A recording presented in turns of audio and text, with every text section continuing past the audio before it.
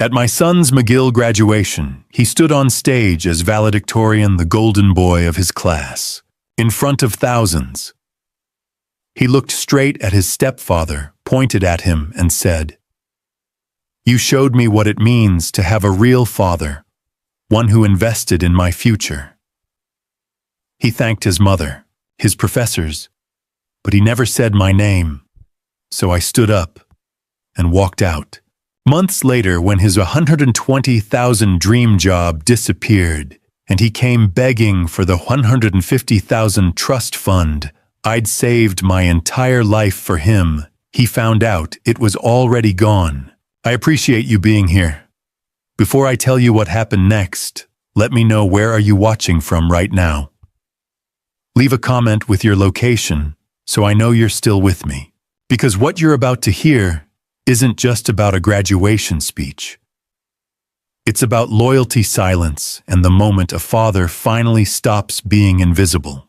And one quick note before we continue: some details in this story have been dramatized for storytelling purposes.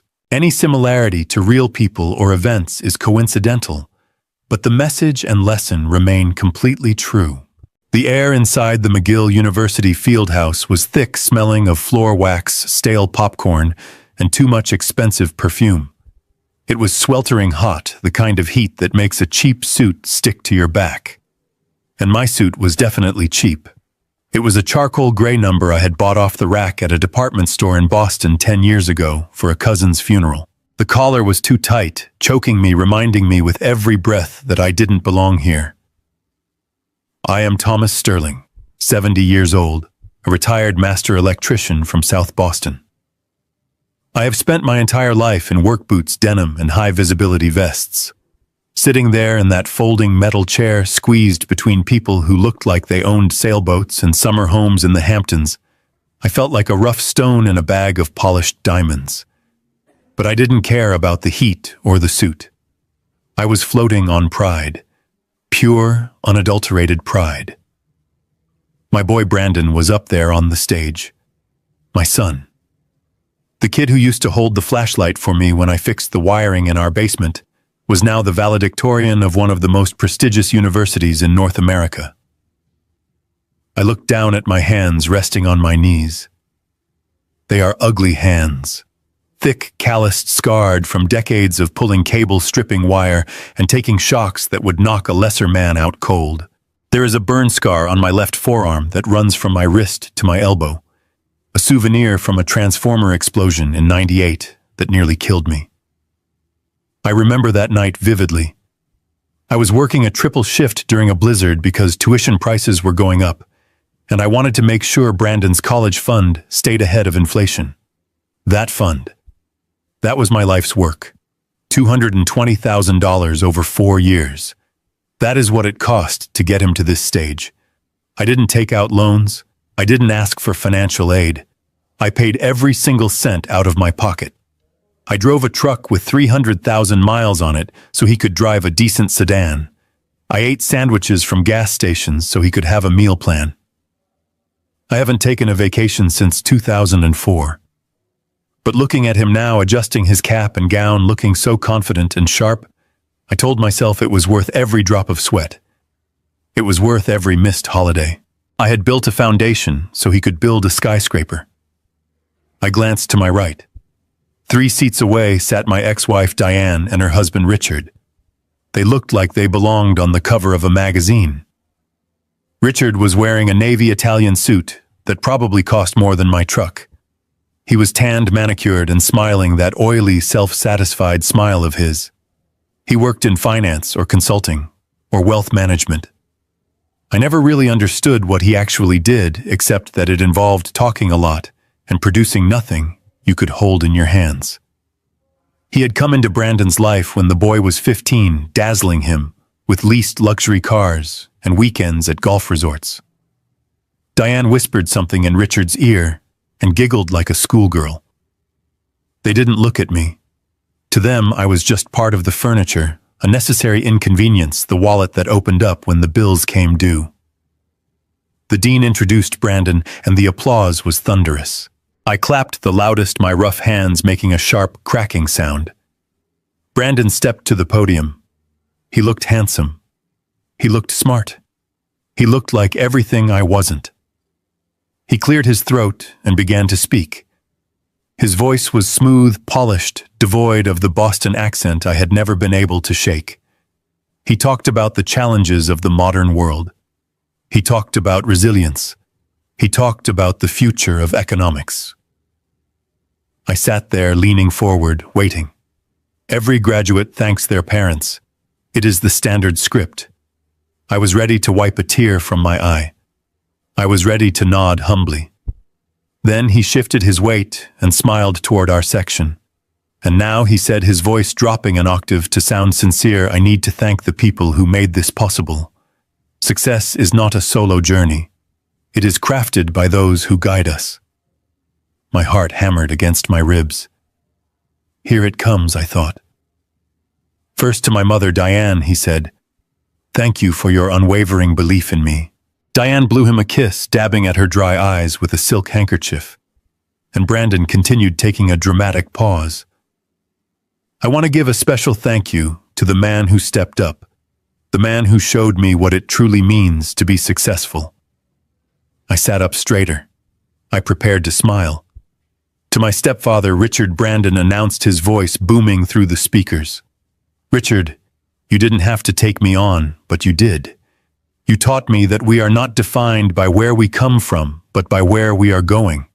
You taught me that style, presentation, and networking are the keys to the kingdom. You invested your time, your wisdom, and your vision in me. You showed me how to walk into a room and own it. I am the man I am today because of you. I wouldn't be standing on this stage without your guidance. Thank you, Dad. The word hung in the air like toxic smoke.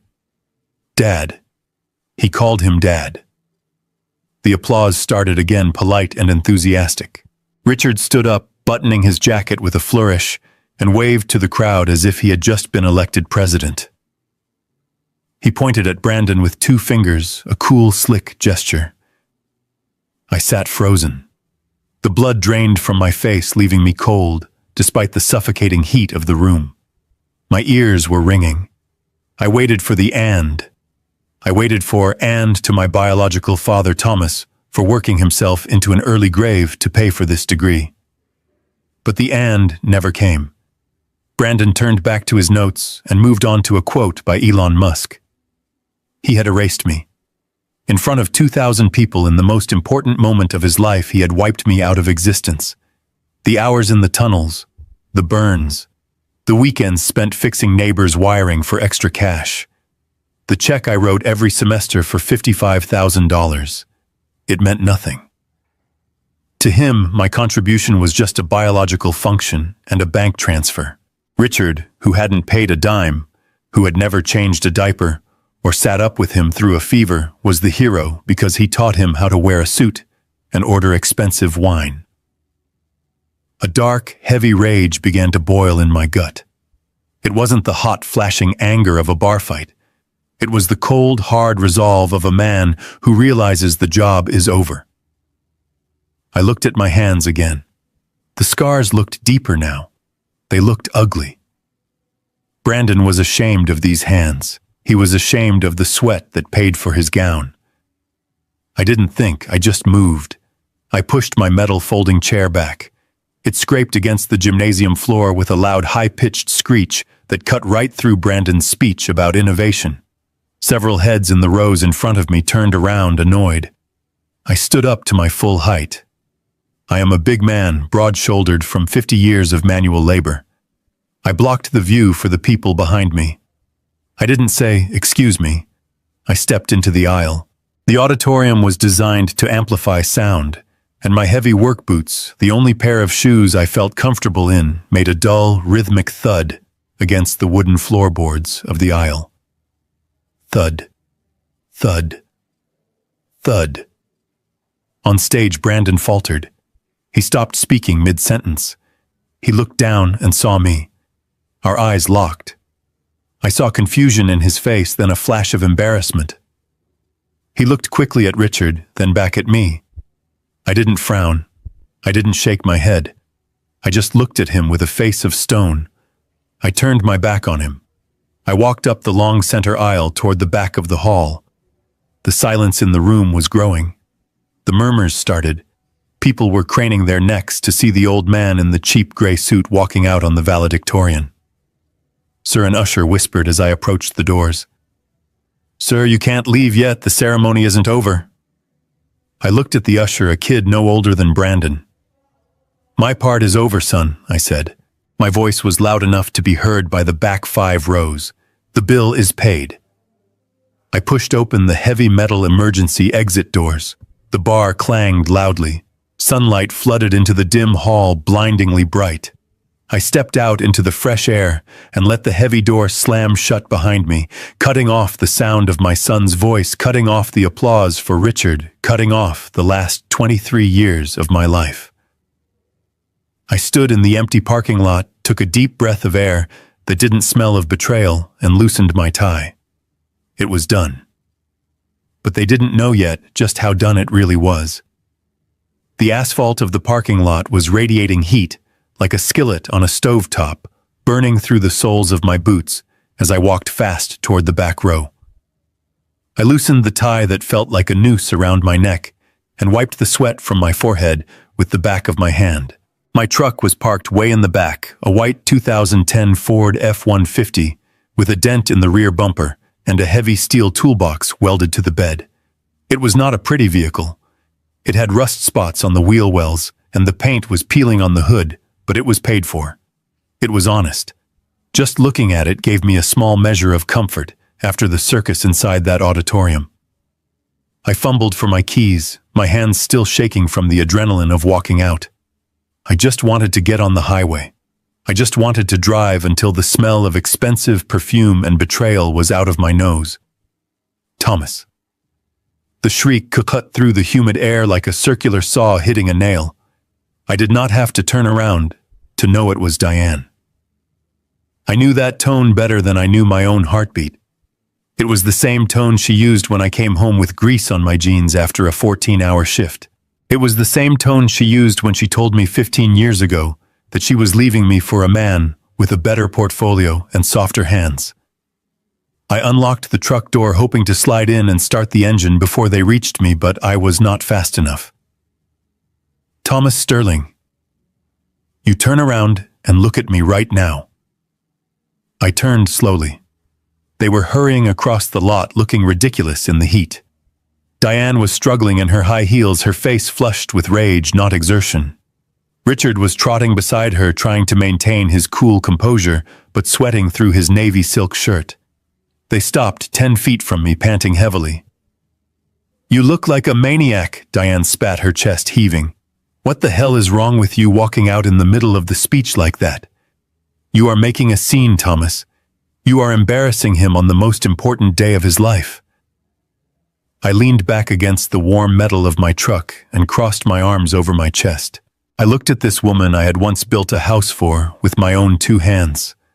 I did not see the woman I loved anymore. I saw a stranger with cruel eyes. "I did not embarrass him, Diane." I said, my voice low and steady. "He embarrassed himself. He stood up there and lied to 2,000 people. He erased his own father." Richard stepped forward, smoothing his lapels. He put on that pitying smile, the one he used on waiters and valets, the one that said he knew secrets about the world that you were too simple to understand. "Come on, Tom, do not be so small," he said, his voice smooth like oil on water. The boy was just giving credit where credit is due. "You have to admit I have polished him up. I gave him the connections. I gave him the look. I turned him into a gentleman." He gestured at my truck with a dismissive wave of his manicured hand. "Look at this, Tom. Look at what you drive. Look at your hands. They are rough. They are dirty. How is a boy like Brandon supposed to aspire to greatness when his father drives a beat-up work truck? You provided the funds, sure, but I provided the future. The funds." He called $220,000 the funds like it was loose change found in a sofa cushion. Something snapped in my chest. It was not a loud snap, just a quiet, final breaking of the last thread of patience I had. I reached into my pocket and pulled out my phone. My screen was cracked, but it worked fine. I opened my banking app. It took a second to load on the slow data connection. I scrolled back to the transfer history. I held the phone out, shoving it right into Richard's face so he had to step back. "Read it," I snarled. $220,000.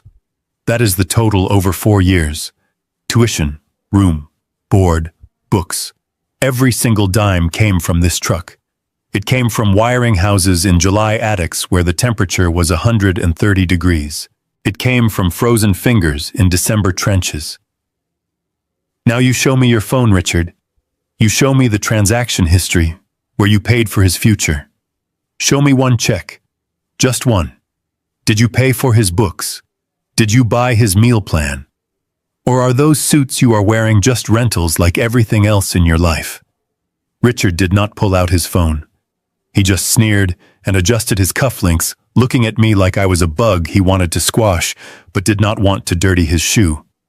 He did not have to answer, because Diane did it for him.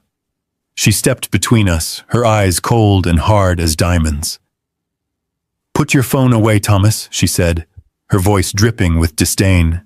"You are being pathetic. Paying for college was your obligation. That is what biological fathers do. They pay the bills. That is your function. That is your only value." But Richard gave him a world you could not even dream of entering. Brandon belongs to Richard's world now. He is a Sterling by name, but he is a Finch by nature. After today, you are just a memory, Thomas. You have served your purpose. You are expired. Expired. The word hung in the humid air, heavy and suffocating. She looked at me not with hate, but with total indifference, like I was a broken toaster she was throwing in the trash. And in that moment the pain vanished.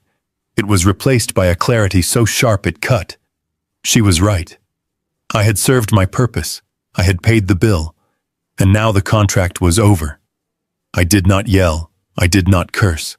I just nodded slowly. "You are right, Diane," I said. "I am done." I opened the heavy door of the truck. The hinges creaked, a sound I used to hate but now sounded like music. I climbed into the cab. The seat was hot vinyl, but it fit me. I slammed the door shut, sealing myself inside my own world, a world of work and honesty. I put the key in the ignition and turned it. The engine roared to life with a rumble that shook the frame. It was a loud, unrefined sound, a working man's sound. Diane and Richard stepped back, wrinkling their noses at the exhaust fumes. I did not look at them. I shifted into drive and hit the gas. The tires kicked up a cloud of dust and gravel, coating Richard's shiny Italian shoes in a layer of gray grit. I watched them in the rearview mirror as they grew smaller and smaller, two little figures standing in the heat, thinking they had won. I muttered to the empty cab, my voice raspy but firm. "Fine. You want his world. You got it. Let us see how Richard's world feeds him when the check does not clear." The interstate stretched out before me like a gray ribbon cutting through the mountains of New Hampshire. Interstate 93 South. It is a long drive from Montreal back to Boston, 6 hours, if you are lucky with traffic, but today time seemed to stretch and warp. The only sound in the cab was the low hum of the tires on the asphalt, and the rattle of my toolbox in the bed every time I hit a pothole. I kept the radio off. I did not want music. I did not want talk shows. I just wanted the silence to drown out the ringing in my ears, shumos from that auditorium. I gripped the steering wheel, feeling the worn leather under my calloused palms. These hands. Diane had hated these hands. I remembered the day she left 15 years ago. It was a Tuesday, raining just like it had been in my chest for months. She was standing in the hallway of the house I had wired myself, her suitcases packed by the door. She looked at me not with anger, but with a kind of exhausted disappointment that hurt worse than screaming. She had said, "Thomas, I am tired of the smell of ozone and sweat. I am tired of worrying about money. I want a life that looks good, not just one that works. She left because I was practical. She left because I was steady. And she ran straight to Richard, a man who was all flash and no foundation. I thought I had made peace with that years ago.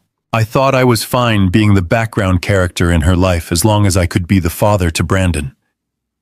But sitting in that truck, watching the mile markers blur past, I realized I had not been a father to him. Not in his eyes. I had been an ATM machine, a utility. Just like the electricity running through the walls of a house, you only notice it when it stops working, or when the bill comes due. I drove for 3 hours in a trance. The sun began to dip, casting long shadows across the highway. I thought about the trust fund. $150,000. It was not inherited money. I did not have a rich uncle like Richard pretended to be. That money was blood. It was 40 years of skipping lunch. It was driving this truck until the wheels fell off instead of buying a new one. It was the profit from selling the first house I ever flipped money I had sworn I would not touch so that Brandon could have a seed to plant his own life. I had imagined giving it to him. I had played that scene in my head 1,000 times. I would hand him the check, maybe shake his hand and say, "Go build something real, son." Now that money felt like a lead weight sitting in the bank account. It felt like a joke. My phone buzzed against the passenger seat, vibrating against the vinyl. It was a sharp, intrusive sound in the quiet cab. I glanced over. The screen lit up. It was an email notification. I had blocked their numbers before I even left the parking lot, but I had forgotten to block the emails. The sender name was Brandon Sterling. I did not want to look. I knew it was going to be poison. But the curiosity that humans need to know just how deep the knife goes made me reach for it. I kept one hand on the wheel and picked up the phone. I held it up, squinting a little in the fading light. Subject: You are pathetic. I swallowed hard, my throat dry. I opened the message. Dad, it read. Or should I say Thomas, because a real father does not walk out on his son. You are absolutely pathetic. You tried to ruin my moment because your ego could not handle the truth. You want to talk about money. That is all you ever talk about. Well, guess what? I do not need your money. I do not need your little blue-collar contributions anymore. Doing Richard has secured me a position as an investment manager at Sterling and Finch. My starting salary is $120,000 a year. That is more than you made in your best years pulling wire. I am entering a world you do not understand, a world of real wealth. So keep your spare change. I do not want it. And do not contact me. Do not call. Do not write until you learn how to act like a gentleman and apologize to Richard for disrespecting him. I read it twice. Then I read it a third time. $120,000. Sterling and Finch. Richard got him the job. The words should have hurt. They should have torn me apart. And for a second they did. It felt like the air had been sucked out of the cab. My own son thought I was pathetic because I worked with my hands. He thought a salary he had not even earned yet made him better than me. But then something shifted. It was like a breaker tripping in my head, cutting the power to the part of me that was hurt, the part of me that was so. The heat in my chest cooled instantly. The grip on my heart loosened. He did not need me. He said it right there in black and white. He had Richard. He had a 6-figure job. He had a future secured by his stepfather's connections. He was safe. He was set. And I was free. I felt a strange light sensation wash over me. It was relief. For 23 years, I had been carrying the weight of his future on my back. I had been worrying, saving, scraping, terrified that I would not be able to provide enough. I had let Diane's insults and Richard's sneers slide off me because I thought I had to for Brandon. But Brandon had made his choice. He had chosen his father. He had chosen his investor. I looked at the road ahead. I saw a sign for a rest area 1 mile ahead. I put on my blinker. The clicking sound was steady, rhythmic, calming. I steered the big truck off the highway and rolled into the parking lot. I pulled into a spot away from the other cars under a flickering street lamp. I put the truck in park, but left the engine running. The rumble of the diesel was my only company. I picked up the phone again. I did not reply to the email. There was nothing to say. You do not argue with a man who thinks he knows everything. You let life teach him. I scrolled through my contacts until I found the name I needed. Katz Leonard, attorney at law. Leonard was an old friend, a guy I had wired an office for 30 years ago. He was sharp, cynical, and the only lawyer I trusted. It was late, almost 7 in the evening, but I knew Leonard. He lived in his office. I pressed call. It rang 4 times. Hello, Leonard's gravelly voice came through the truck's speakers. Tom, it is late. Everything okay? I took a deep breath. The air in the cab tasted stale, but in my lungs it felt clean. I am fine, Leonard, I said. I am better than fine. I am driving back from Montreal. Montreal, Leonard grunted. The graduation. Right. How did it go? Is the boy a genius yet? He is something, I said, my voice flat. Listen, Leonard. I need you to do something for me. First thing tomorrow morning. There was a pause on the line. Leonard could hear the tone in my voice. He knew that tone. It was the tone I used when a contractor tried to stiff me on a job. What do you need, Tom? I looked out the windshield at the dark trees swaying in the wind. I thought about the $150,000 sitting in that trust account. I thought about Brandon in his cap and gown, thanking Richard. I thought about the email. Do not need your spare change. Leonard, prepare the paperwork. I said, my voice steady as a rock. I want to change the beneficiary on the trust fund. $150,000. I want it moved, immediately. The morning light filtering through the dust motes in Leonard Katz's office did nothing to warm the room. It was situated in a brick building in downtown Boston that smelled permanently of old paper, lemon furniture polish, and the kind of stale coffee that has been sitting on a burner since dawn. I sat in the leather client chair, the one with the crack in the left armrest that I had told Leonard to fix 5 years ago. My hands were resting on my knees, still vibrating slightly from the 6-hour drive back from Montreal. On the heavy oak desk between us lay a single manila folder. It was thin, unassuming, but it weighed $150,000. Leonard took off his reading glasses and rubbed the bridge of his nose. He looked tired. We were both getting too old for this kind of drama. He sighed, a long, rattling sound that seemed to come from the depths of his chest. Tom, he said, his voice rough, you need to think about this. You are running on adrenaline and anger. The boy is 23 years old. He is an idiot. All 23-year-olds are idiots. I was an idiot. You were definitely an idiot. Do not burn the house down just because the kid played with matches. I looked at the folder. Inside was the certificate for the revocable living trust I had established when Brandon was born. That money was not just numbers on a spreadsheet. It was the sale of my first house, the one I rehabbed with my own sweat, stripping lead paint and replacing rotted joists until my back felt like it was breaking. It was 40 years of putting 10% of every paycheck into a low-risk index fund, ignoring the urge to buy a new truck or take a vacation just so the compound interest could do its work. It was supposed to be his safety net, his down payment on a house, his seed money for a business. I leaned forward, the leather of the chair creaking under my weight. This is not about anger, Leonard, I said quietly. This is about respect. And it is about reality. You did not hear the speech. You did not read the email he sent me. He was very clear. He said Richard is the one who invested in his future.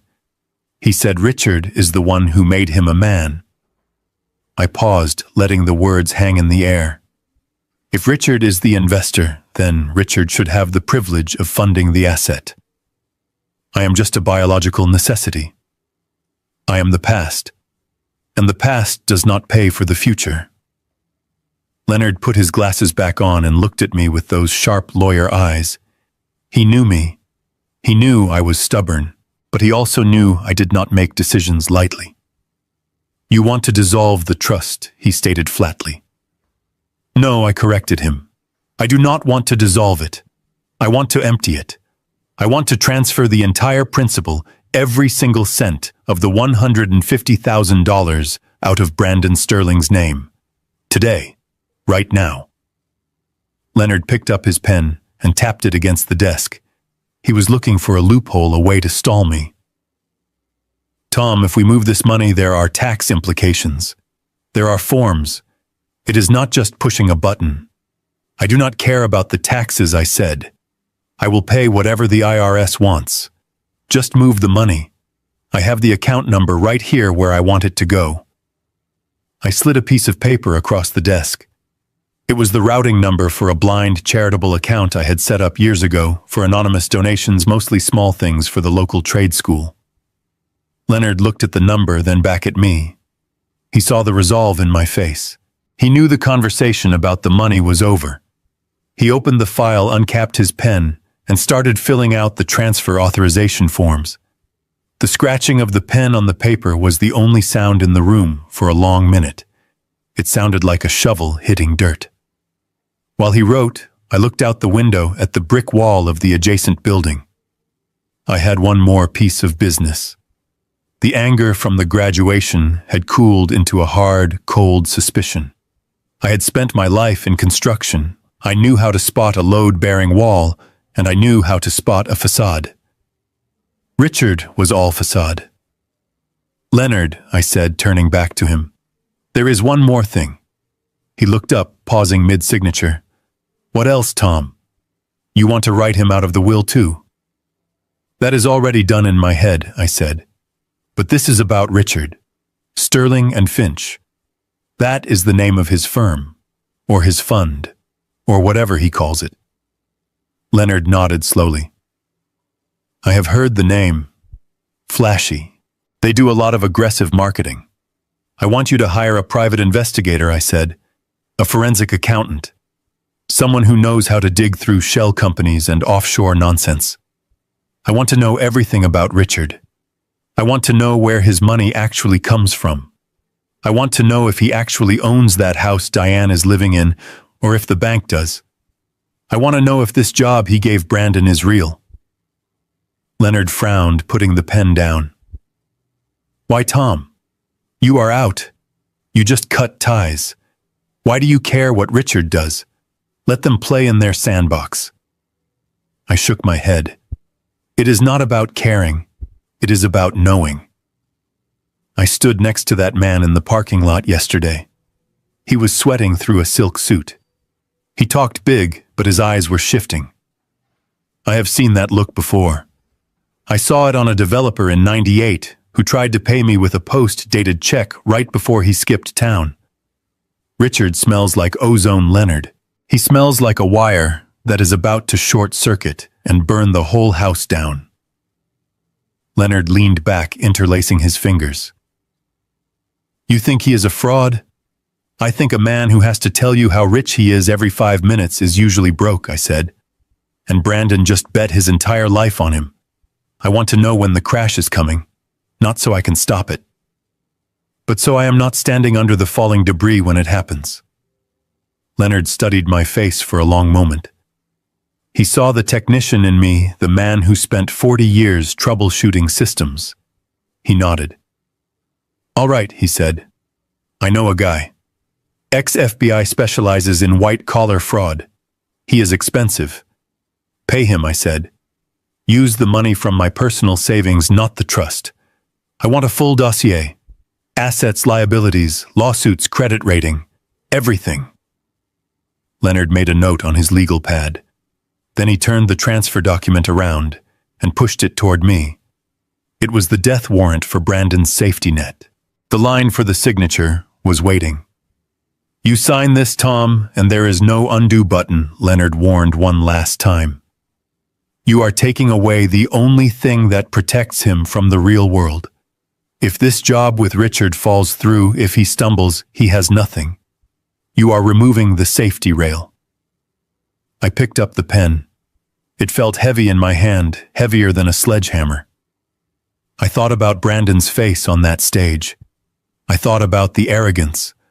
I thought about the way he looked at my truck with disgust. He thought he was flying. He thought he was above the laws of gravity because Richard told him he was.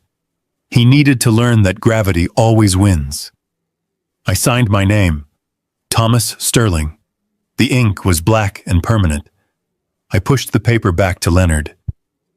"I know what I am doing, Leonard," I said, my voice devoid of doubt. "I am not hurting him. I am teaching him. He thinks investment is about suits and handshakes. He thinks it is about image." I stood up and buttoned my jacket. "I am teaching him the first and most important lesson of investment," I said, looking Leonard dead in the eye. "If you choose the wrong partner, you lose everything. Consider this his tuition for the school of reality."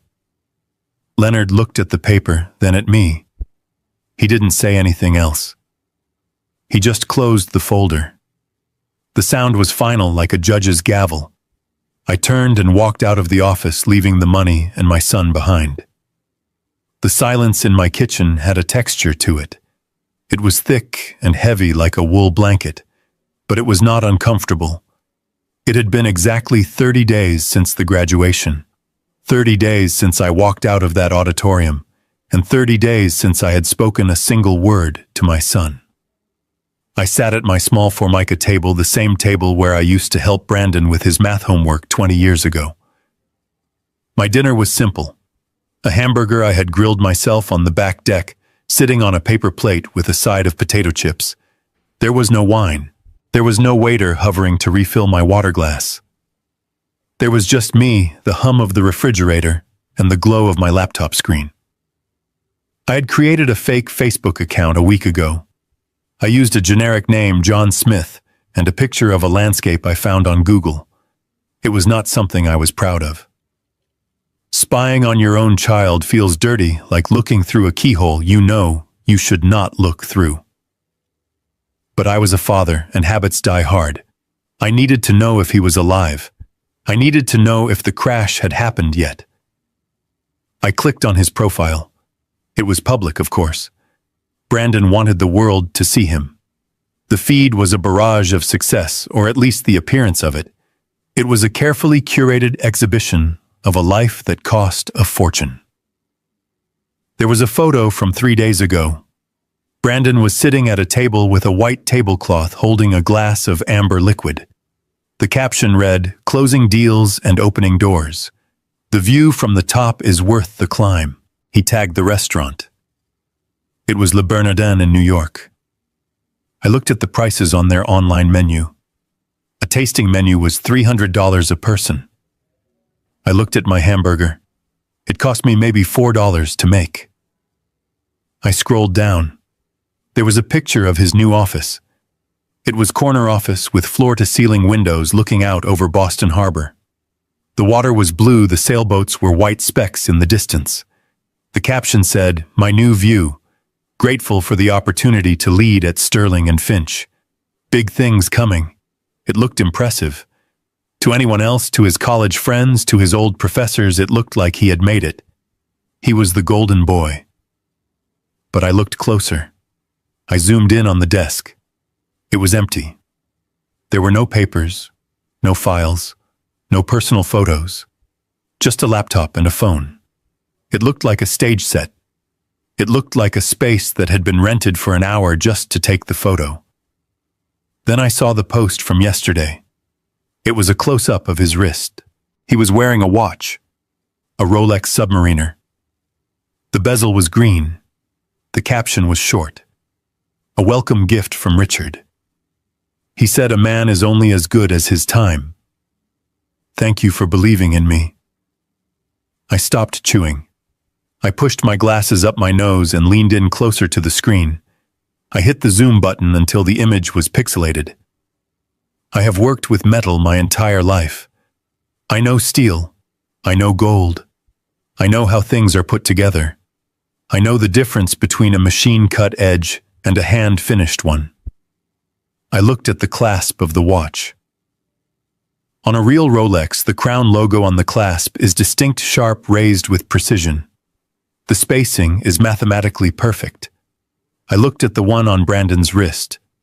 The crown was slightly off-center. The metal around the edges of the links looked too shiny, too reflective, lacking the brushed satin finish of high-grade 904L steel.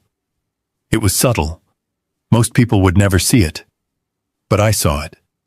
It was a fake. It was a high-quality replica, probably costing a few $100s, meant to fool people from a distance. Just like Richard. I sat back in my chair and let out a short, dry laugh. It was perfect. Richard had given him a counterfeit watch to mark the start of his counterfeit career. Brandon was walking around wearing a lie on his wrist, thinking it was a symbol of his arrival.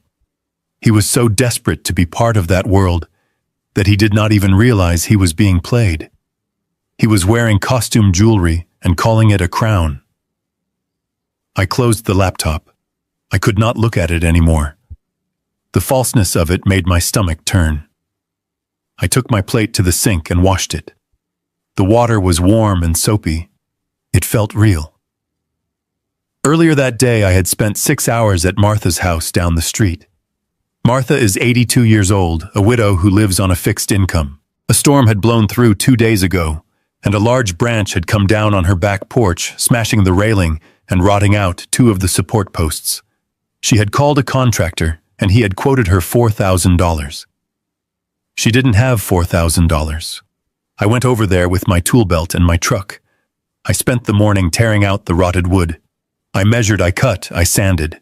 I replaced the posts with pressure-treated lumber.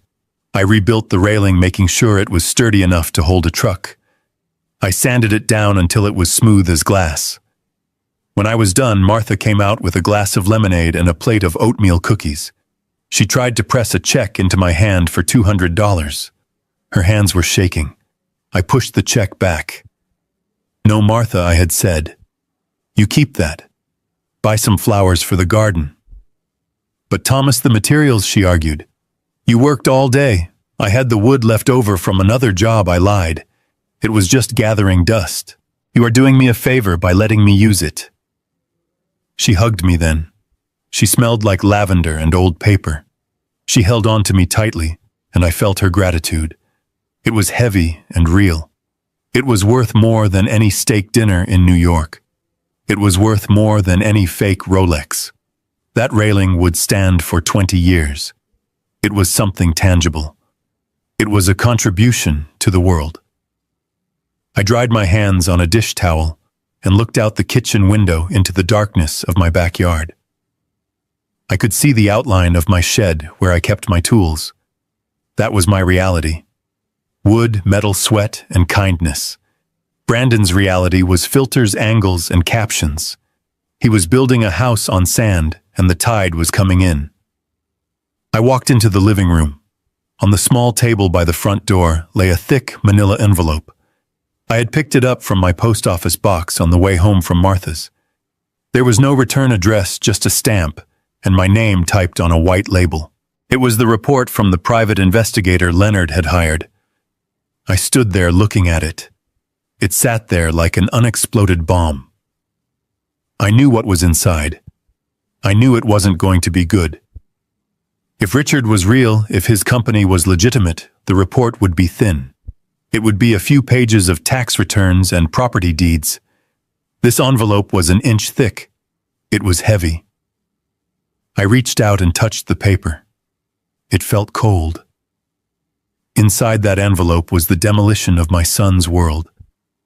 Inside were the details of the shell companies, the leveraged assets, the maxed-out credit lines. Inside was the proof that the man Brandon called Dad was nothing more than a grifter in a rented suit. I did not open it. Not yet. I was not ready to see the gory details tonight. I wanted to hold on to the peace of the day for just a little longer. I wanted to savor the feeling of the smooth wood of Martha's porch railing under my hand. I picked up the envelope and carried it to my bedroom. I placed it on the nightstand next to my alarm clock. It would be there in the morning. The truth wasn't going anywhere. Richard wasn't going anywhere, at least not until the handcuffs clicked. I turned off the lamp and lay down in the dark.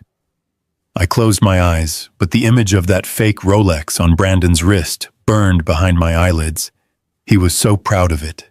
He was so proud of the lie. "Sleep well, son," I whispered into the empty room. "Enjoy the view while you can, because the eviction notice is sitting right here on my nightstand." The kitchen table was cold under my elbows. The single bulb in the overhead fixture cast a yellow, jaundiced light over the formica.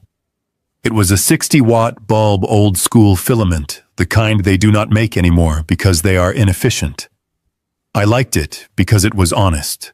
It got hot. It burned energy. It gave light. It did not pretend to be anything else. I used my pocket knife, a buck knife I had carried since 1985, to slit the top of the manila envelope. The sound of the paper tearing was loud in the empty house. I slid the contents out. It was a thick stack of paper clipped together with heavy black binder clips. The smell of laser printer toner wafted up, dry and chemical. This was the autopsy report of a life that was still walking around. I started reading. I read slowly. I read every line, every footnote, every disclaimer.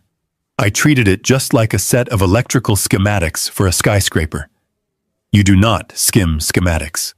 If you miss a detail in a schematic, people die. Buildings burn down. The first section was about the company, Sterling and Finch. The name sounded established.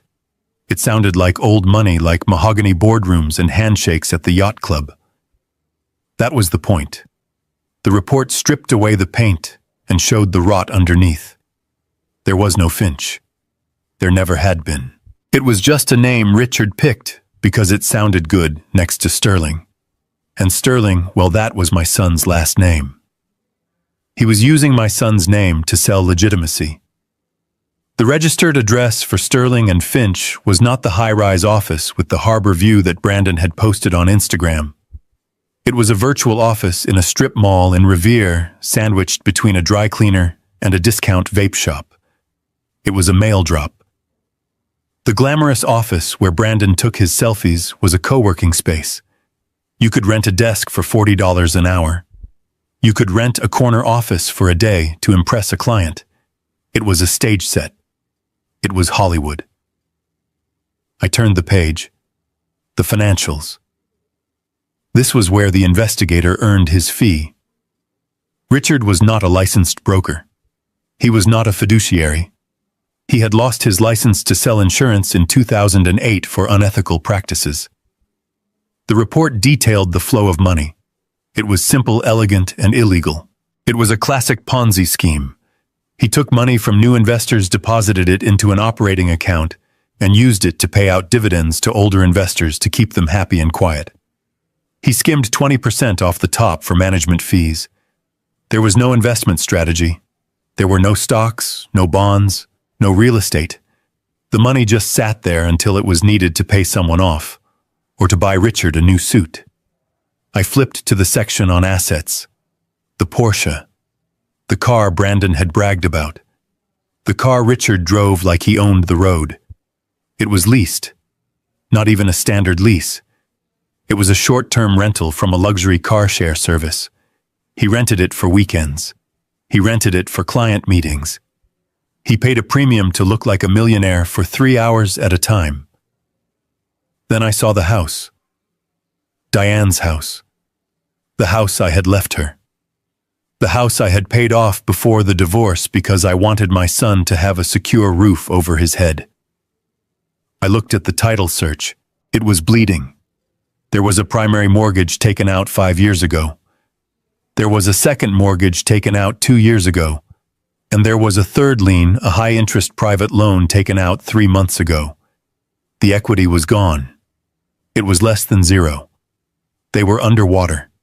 If the market dipped even half a percentage point, Or if Richard missed one payment to the sharks he borrowed from the bank, would take the keys. Diane was sleeping in a house she did not own anymore. She was sleeping inside a foreclosure waiting to happen. My stomach churned. I felt a physical nausea, the kind you get when you smell burning insulation and know a fire is smoldering behind a wall. I turned to the last section. The personnel file. Brandon Sterling. This was the part I had been dreading. I wanted to see that he was just a secretary. I wanted to see that he was making copies and getting coffee. But it was worse. Job title: Junior Investment Associate. Duties: Client acquisition. The investigator had attached copies of emails and promotional flyers. Brandon was not analyzing markets. He was not looking at spreadsheets. He was a shill. He was the bait. Richard was using him to recruit. Brandon was reaching out to his college friends, the ones with wealthy parents. He was reaching out to his old professors. He was telling them about this exclusive opportunity with his brilliant stepfather. I read an email Brandon had sent to a fraternity brother. "Trust me, Mike," he wrote. "Richard is a genius. We are seeing returns of 15% month over month. I put my own signing bonus back into the fund because I believe in it so much. Get in now before we close the round." My son. My son was bringing lambs to the slaughter. I put the paper down. My hand was shaking. I wondered if he knew. Did he know it was a lie? Or was he so blinded by the flash, so desperate to be part of the club, that he did not ask questions? I looked at the numbers again. 15% month over month. Anyone who has passed high school math knows that is impossible. Anyone with an ounce of common sense knows that is a scam. But Brandon did not have common sense. He had ambition, and ambition without experience is a dangerous thing. He was either a criminal co-conspirator or a useful idiot. I prayed he was just an idiot. I sat there, in the silence. The refrigerator hummed. A car drove by outside its headlights, sweeping across the kitchen wall. I picked up my phone. My thumb hovered over the screen. I should call him. I should call Diane. I should drive over there right now, kick down the door, and throw these papers in their faces. I should scream at them to get out, to sell the car, to return the money, to run before the FBI knocked on the door. It was the instinct of a father. It was the instinct of a protector. You see a wire sparking, you cut the power. You do not wait for the fire. I opened the keypad. I started to dial Brandon's number. I knew it by heart. Then I stopped. I remembered the email. The words floated in front of my eyes, glowing in the darkness of my memory. "Do not contact me until you know how to behave like a gentleman." He had drawn the line. He had built the wall. He had told me explicitly that he did not want my help, my advice, or my presence. He had chosen Richard. He had chosen the lie because the lie felt better than the truth. If I called him now, if I showed him this, he would not believe me. He would say I was jealous.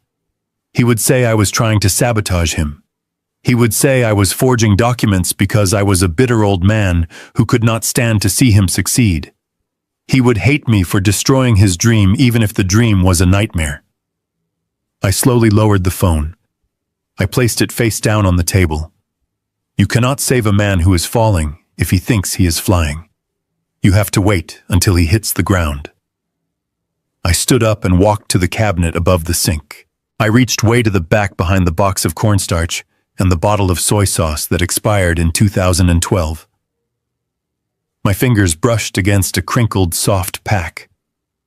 I pulled it out. Marlboro Reds. I had quit smoking 10 years ago when the doctor told me my blood pressure was creeping up.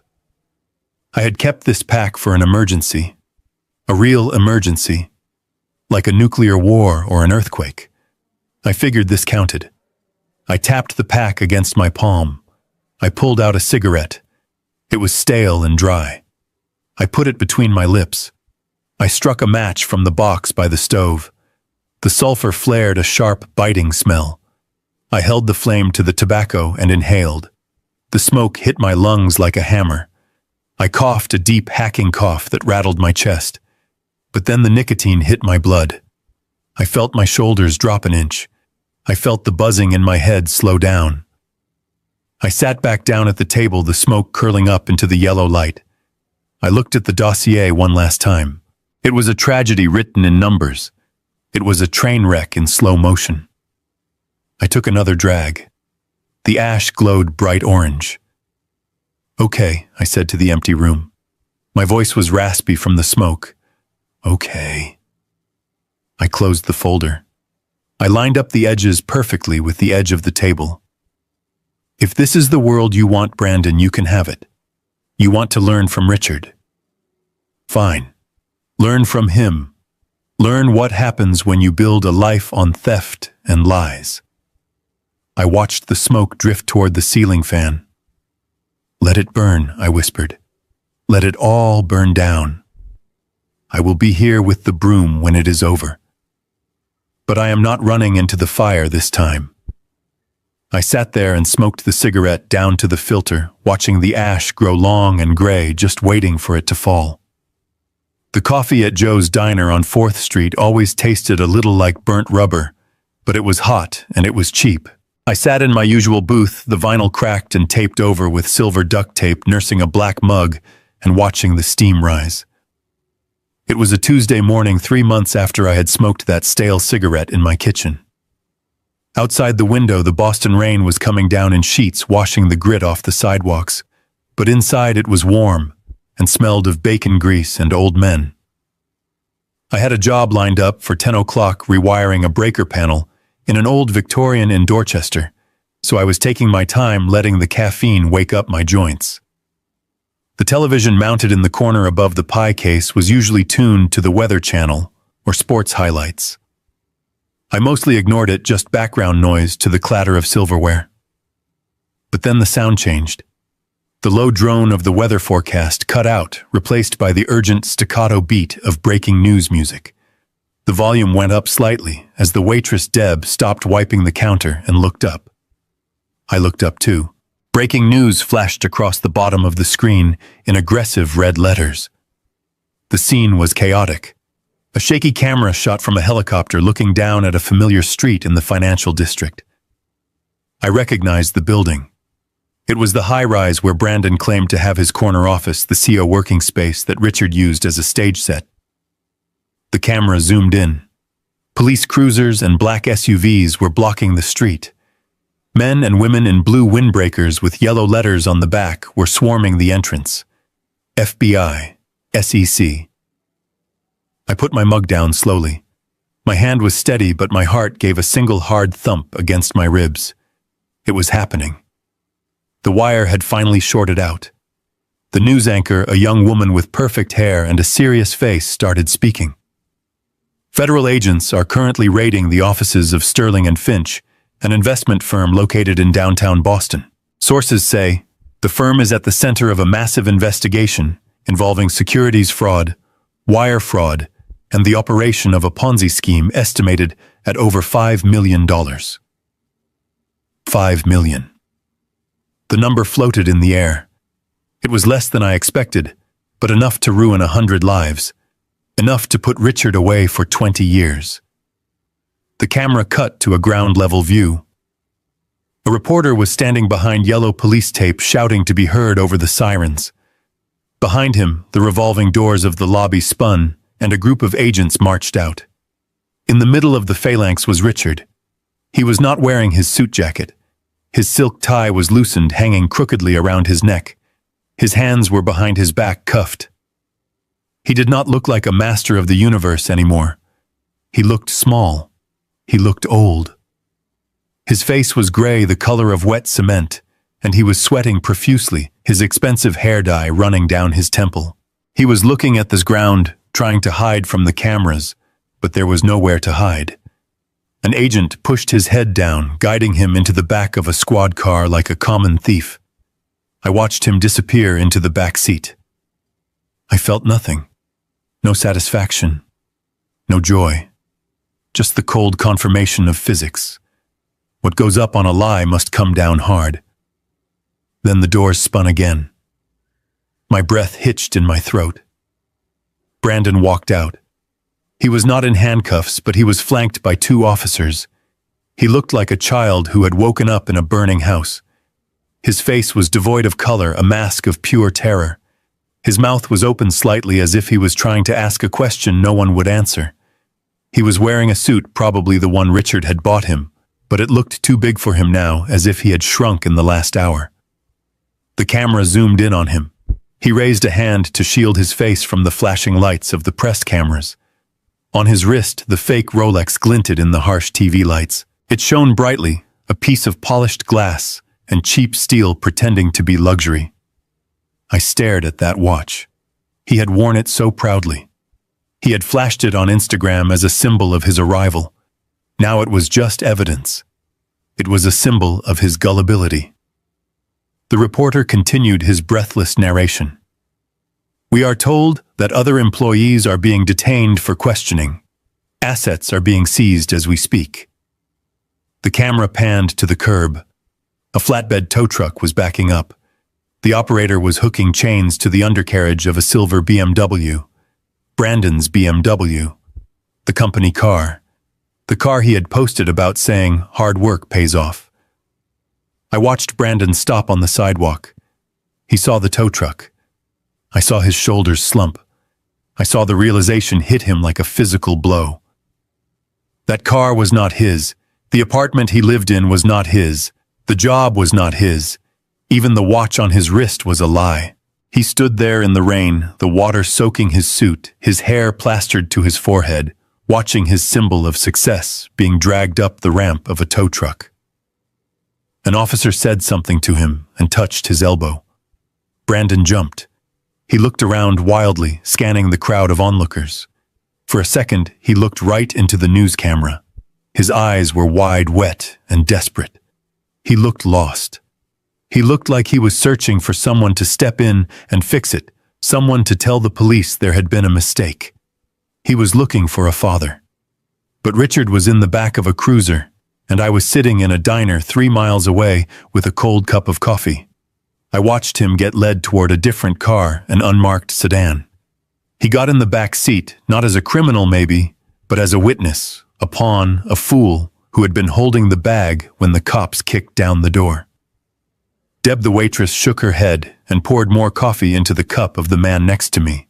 Look at that, she said, clicking her tongue. Scammers, stealing from people's retirements. I hope they rot. That kid looks like he's barely out of diapers. Probably in on it too. I didn't say anything. I didn't say that's my son. I didn't say he isn't a criminal, he's just stupid. I just stared at the screen until the feed cut back to the anchor in the studio. The show was over. The curtain had fallen. I looked down at my hands. They were covered in small nicks and scratches from yesterday's work. They were real. The coffee mug was real. The table was real. I reached into my pocket and pulled out a $5 bill. I placed it on the table under the salt shaker. I stood up and buttoned my canvas work jacket. I did not feel vindicated. I did not feel like cheering. I felt a heavy aching sadness in the center of my chest. That was my boy on that screen. That was the kid I taught to ride a bike. Seeing him broken, seeing him humiliated, it didn't taste like victory. It tasted like ash, but I could not fix it. I could not run down there and bail him out. If I did, he would never learn. He would think there is always a safety net. He would think consequences are for other people. He had to sit in that police station. He had to answer the questions. He had to walk home in the rain because his car was gone and his accounts were frozen. He had to feel the cold reality of the pavement under his feet. I walked to the door of the diner. The bell jingled a cheerful sound that felt out of place.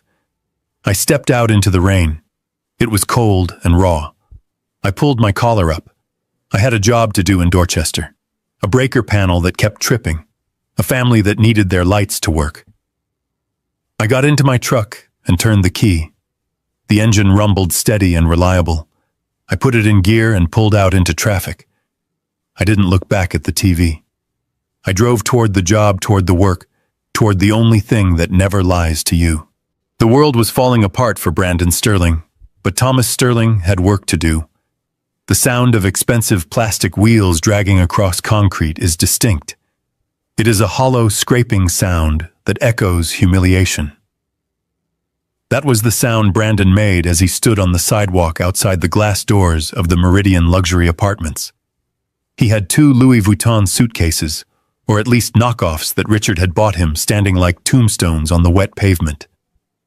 It was raining again in Boston, a cold, miserable drizzle that soaked into his suit and made his hair plaster to his forehead. He wasn't waiting for a valet. He wasn't waiting for a town car. He was waiting for nothing, because he had nowhere to go. 10 minutes ago, the concierge, a man named Gary, who Brandon had tipped $20 just last week to impress a date, had blocked his path to the elevators. Gary didn't smile. He didn't open the door. He just handed Brandon a white envelope and pointed to his bags, which were already sitting in the lobby. The management had been polite but ruthless. The rent hadn't been paid in 3 months, not a single dime. Richard had set up the lease. Richard had promised the checks were on autopay. Richard had lied. The lease was in Brandon's name, but the bank account attached to it was empty. Eviction in a luxury building happens fast and quiet. They change the codes. They pack your bags. They escort you out. Brandon stood there shivering. He pulled out his phone. His fingers were shaking so bad he almost dropped it. He opened his banking app. He tried to transfer money to his debit card to get a hotel room. A simple Holiday Inn. Anything dry. Account frozen. Contact your financial institution. He tried his credit card. The platinum one Richard had helped him apply for. Card suspended. He was 23 years old. He was a valedictorian, and he had exactly $42 in his wallet and a negative net worth. He tried to call his mother. Diane answered on the first ring, but she was screaming before he could even say hello. She wasn't screaming at him, she was screaming at the universe. A process server had just taped a foreclosure notice to the front door of the house in the suburbs. The bank was calling in the loans, all of them. The house was leveraged to the hilt. She was crying hysterical, asking Brandon where Richard hid the emergency cash. She was asking her son to fix it. She was drowning, and she was trying to climb on top of him to breathe. Brandon hung up. He couldn't help her. He couldn't even buy a sandwich. He stood there for 5 minutes, staring at the gray sky. He ran through his list of friends. The fraternity brothers he had bragged to. The professors he had impressed. He couldn't call them. He couldn't let them see him like this. The shame was a physical weight heavier than the suitcases. He had played the part of the prince so well that he didn't know how to be a pauper. There was only one number left. One number he had sworn he wouldn't call. One number he had blocked and deleted, but knew by heart anyway. He stared at the keypad. He swallowed his pride, or at least he swallowed the lump in his throat. He told himself it was just a loan, just a temporary fix, a business transaction. 7 miles away, I was on my knees in a crawl space under a triple-decker in Southie.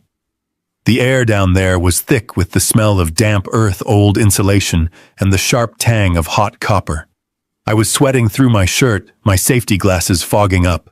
I was brazing a new joint onto a water main that had sprung a leak and flooded the basement. It was dirty, back-breaking work. It was the kind of work Brandon despised. The blue flame of my torch roared in the darkness, illuminating the spider webs in the joists above me. I watched the silver solder melt and flow into the joint, sealing it tight.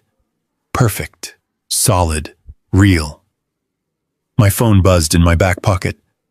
I ignored it. I finished the weld, turned off the gas, and flipped up my welding goggles. I wiped the sweat from my eyes with a rag that was more grease than cotton. The phone buzzed again. Persistent. I pulled it out. The screen glowed in the gloom. Incoming call. Brandon. I stared at the name. My thumb hovered over the red button. I should send it to voicemail.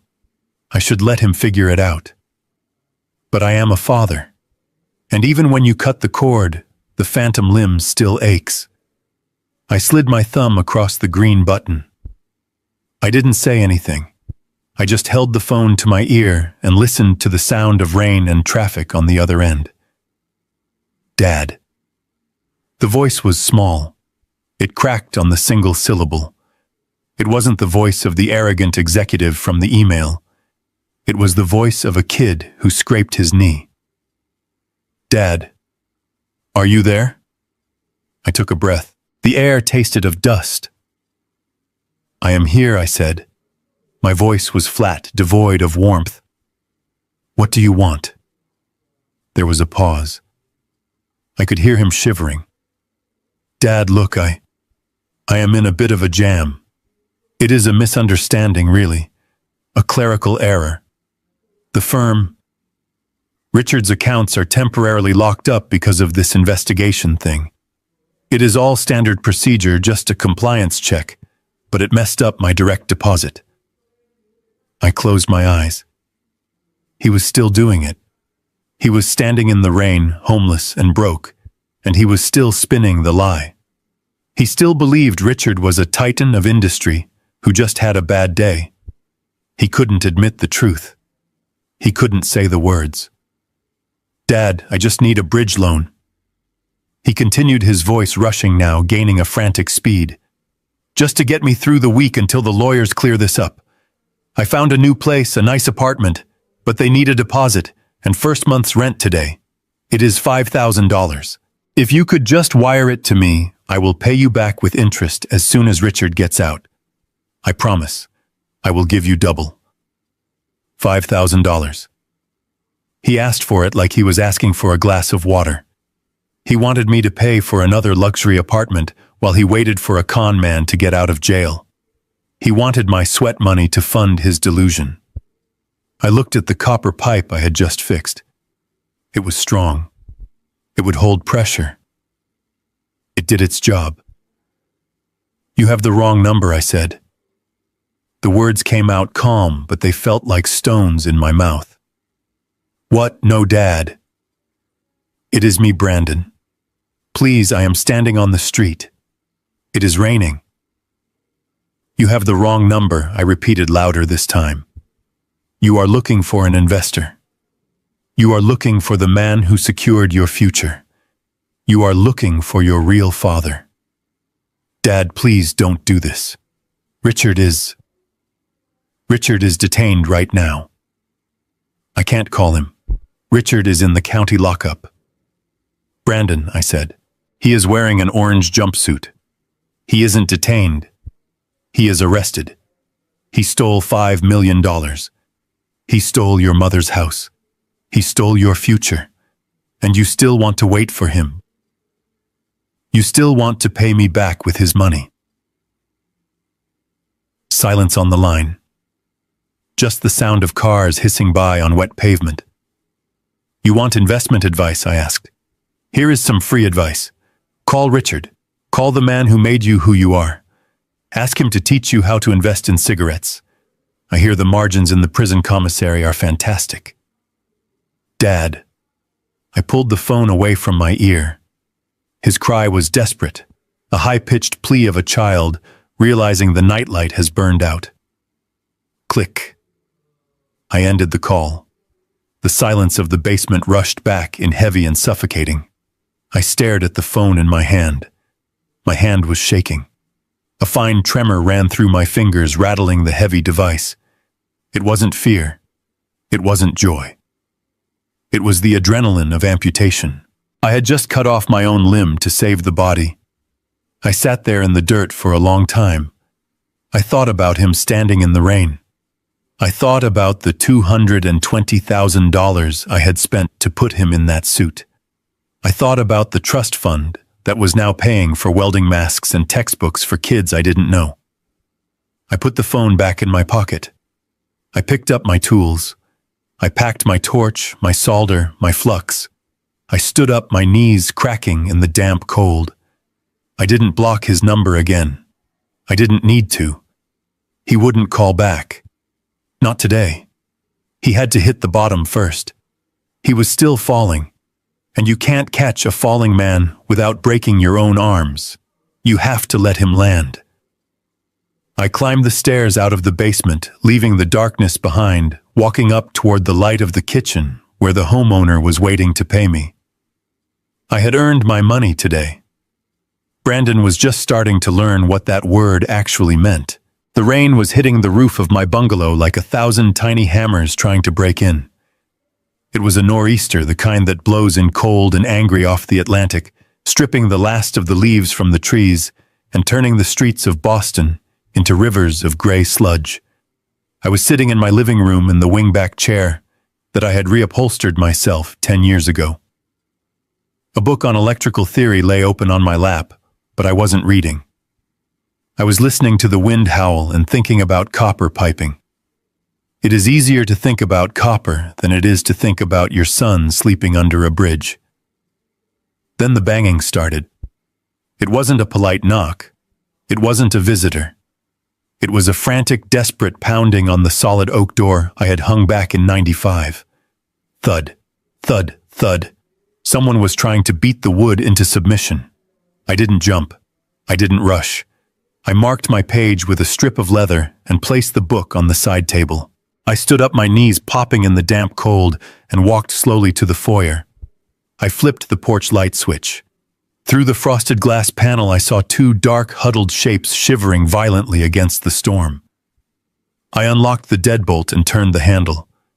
The wind caught the door and ripped it from my grip, slamming it against the interior wall with a crash that shook the house. The rain blew in cold and biting, soaking the entryway rug in seconds.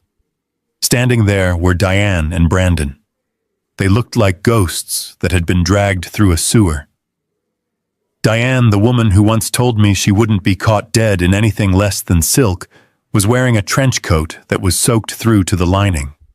Her hair, usually a helmet of expensive blonde highlights, and hairspray, was plastered to her skull, mascara running down her cheeks in black oily rivulets. She was shaking so hard her teeth were audibly chattering. And Brandon, my boy. He was standing behind her, holding the handle of a suitcase that was missing a wheel.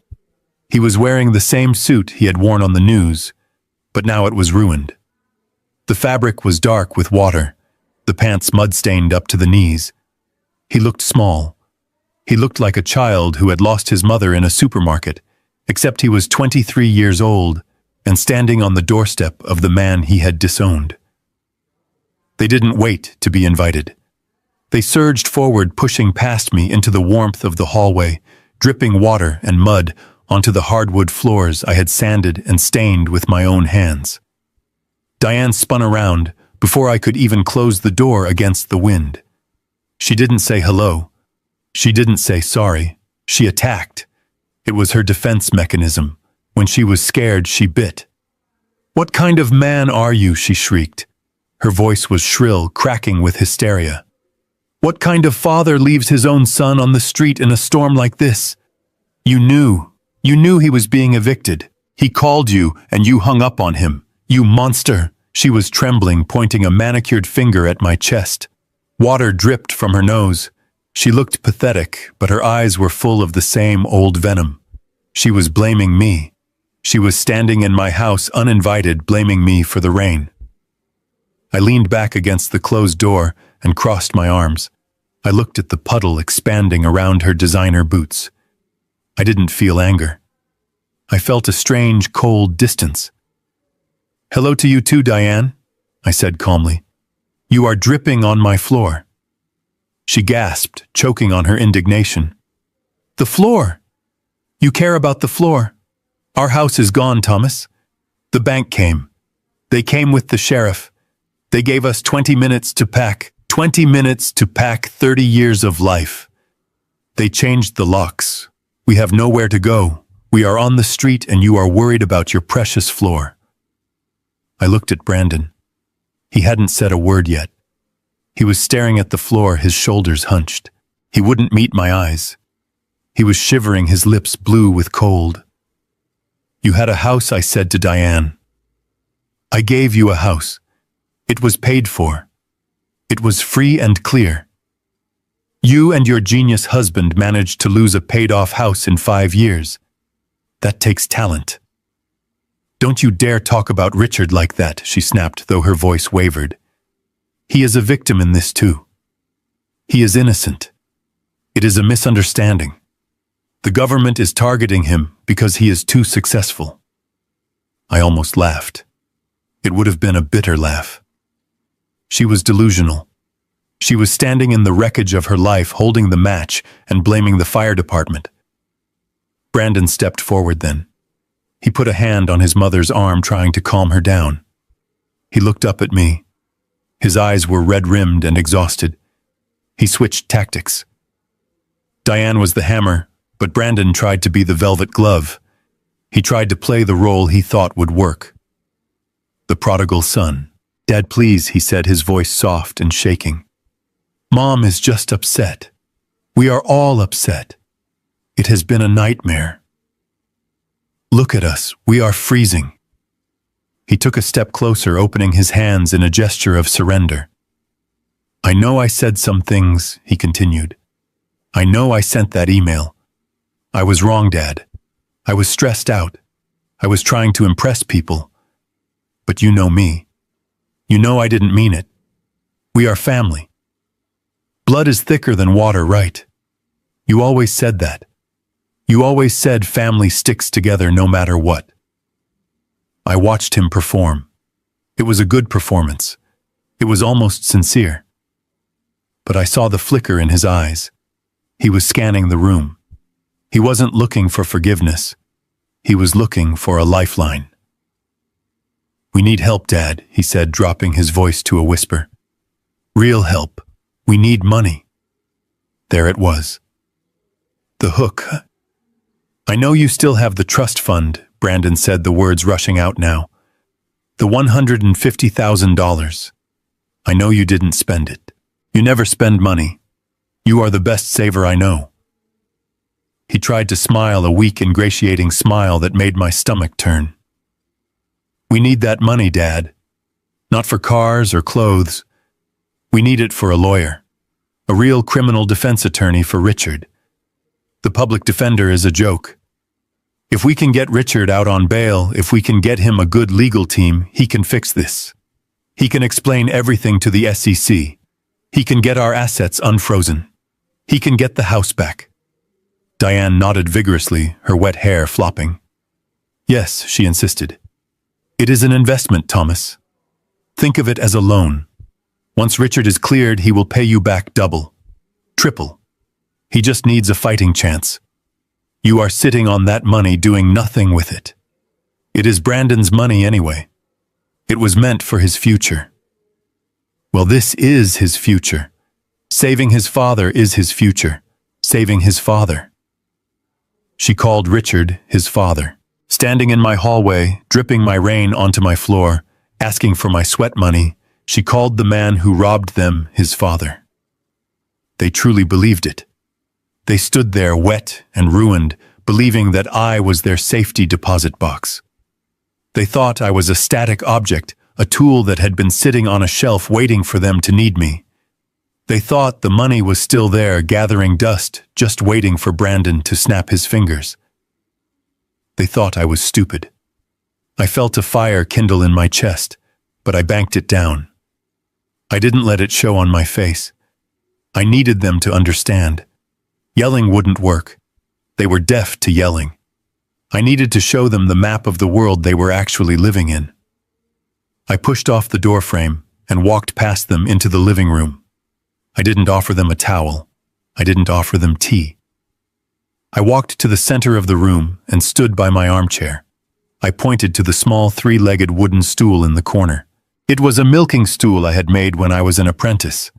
It was hard, small, and uncomfortable. Sit, I said. Brandon looked at the stool, then at the comfortable sofa. Sit on the stool, Brandon, I commanded. My voice wasn't loud, but it had the weight of iron. He hesitated, then walked over and sat down. His knees came up high. He looked ridiculous and small. Diane sat on the edge of the sofa, clutching her coat around her like armor. "You want to talk about the trust fund," I said, looking down at them. "You want to talk about investments. You want to talk about saving Richard." "Yes," Brandon said, hope lighting up his eyes. "Just until this blows over. It is the only way, Dad." I looked at him. I looked at the fake Rolex still strapped to his wrist, now fogged up with condensation from the rain. He was clinging to the Titanic while it was vertical in the water, asking me for a bucket to bail it out. "You think I am a bank?" I said. "You think I am a fallback plan? You think that because I love you, I will let you set yourself on fire to keep that con man warm?" I sat down in my armchair.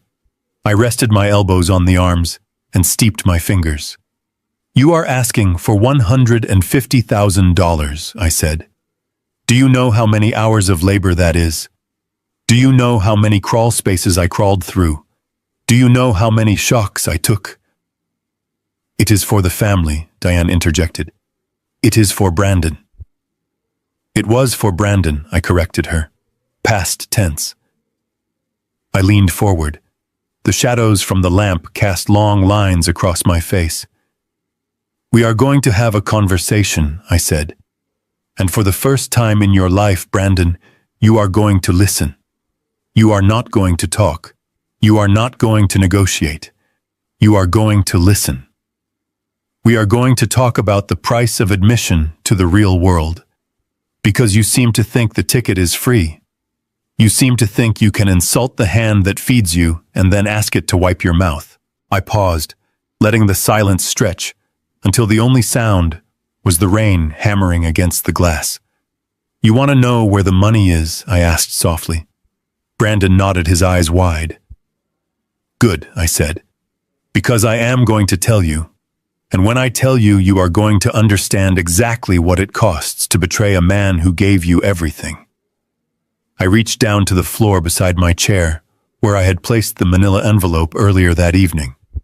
It was the same envelope I had opened in my kitchen months ago, the one that smelled of laser toner and betrayal. It had been sitting in my safe waiting for this exact moment. I did not throw it. I did not slam it. I simply leaned forward and slid it across the coffee table. It stopped right in front of Brandon's knees. The sound of the heavy paper sliding against the wood was a whisper that screamed. "You want to save Richard," I said, my voice steady. "You want to use my life savings to bail out the man who taught you how to be a gentleman. Before you ask me for another cent, you need to see exactly what you are investing in. Open it. I appreciate you being here. Before I tell you what happened next, let me know where are you watching from right now. Leave a comment with your location, so I know you're still with me. Because what you're about to hear isn't just about a graduation speech. It's about loyalty, silence, and the moment a father finally stops being invisible. And one quick note before we continue: some details in this story have been dramatized for storytelling purposes. Any similarity to real people or events is coincidental, but the message and lesson remain completely true. Brandon looked at the envelope like it was a loaded gun. He looked at me, then at his mother. Diane was hugging herself, rocking slightly, her eyes fixed on the floor. She did not want to look. She knew deep down in the places she tried to ignore that the truth was inside that packet. "Go ahead, Brandon," I urged him. "You are a businessman. You are an investment manager. You know the importance of due diligence. Read the prospectus." His hand shook as he reached out. He undid the clasp and pulled out the stack of papers. The top page was the summary of the investigation, but I told him to skip it. I told him to turn to the emails. The investigator had done a thorough job. He had retrieved deleted correspondence from a server Richard thought was secure. "Turn to the tab marked Internal Communication," I instructed. "Read the email dated June 12th. That was 2 weeks after your graduation." Brandon flipped the pages. The paper rustled loudly in the quiet room. He found the page. I watched his eyes scan the text. I saw the moment the words hit him. His face, already pale from the cold, turned a sickly translucent white. His mouth opened, but no sound came out. "Read it out loud," I said. He shook his head, tears welling up in his eyes. "Read it," I commanded.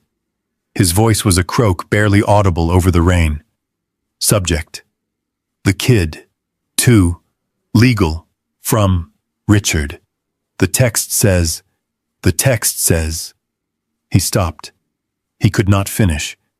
It says I continued for him reciting the words I had memorized in the darkness of my kitchen. It says, "Do not worry about the compliance audit. I have set up the offshore accounts in the kid's name. He is the signatory. If the SEC comes knocking, he is the fall guy. He signs whatever I put in front of him.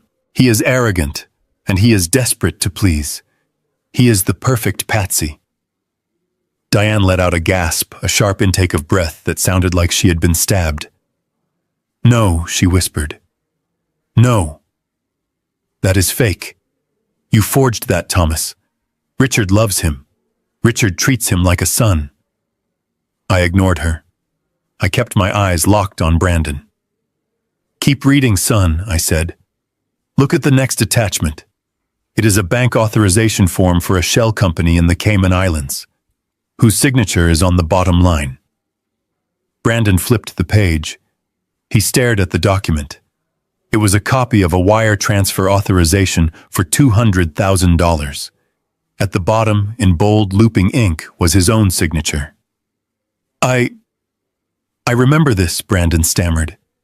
"He told me it was just a standard tax form for my bonus. He said it was routine. He said I was an officer of the company now, and I needed to sign for the operating expenses." "You signed a confession, Brandon," I said brutally. "You signed a document admitting that you control the funds that were stolen from retirees. Richard set it up so that when the handcuffs came out, they would fit your wrists just as well as his. He did not give you a job. He gave you a prison sentence." The paper slipped from Brandon's fingers and scattered on the floor. He put his head in his hands. His shoulders shook. The idol had fallen. The man he worshipped, the man he insulted me to praise, had looked at him and seen nothing but a useful idiot, a disposable shield. Diane stood up. She was vibrating with denial. She walked over to the table and swiped the papers away, as if getting rid of the evidence would change the reality.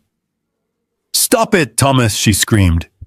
"You are enjoying this. You are twisting everything. Maybe he made some mistakes with the paperwork, but he did it to protect the family. He is under a lot of pressure. He loves us. He loves me. We are partners. We are a team." I looked at my ex-wife. I saw the fear behind the anger. She was terrified that her entire life was a lie. She was terrified that she had left a good man for a phantom. "He loves you," I repeated. "Is that what you think?" I reached into the envelope which was still on the table and pulled out the last section of the report. This was the part I had hesitated to show them. It felt cruel. But surgery is cruel. You have to cut to heal. I held up a sheet of paper. It was a credit card statement. "Look at this, Diane," I said. "Look at the charges. The 4 seasons in Miami. Cartier. Tiffany. The dates match the weekends he told you he was at investment conferences in New York." I tossed the paper onto the coffee table. Then I tossed a photograph on top of it. It was a grainy surveillance shot taken with a telephoto lens. It showed Richard on a balcony in Miami. He was wearing a bathrobe. Standing next to him with her hand on his chest was a woman who was definitely not Diane. She was young, maybe Brandon's age. She was laughing. "Her name is Vanessa," I said, my voice flat. "She is 24 years old. She is an aspiring model. And do you know where the money from your house refinance went, Diane?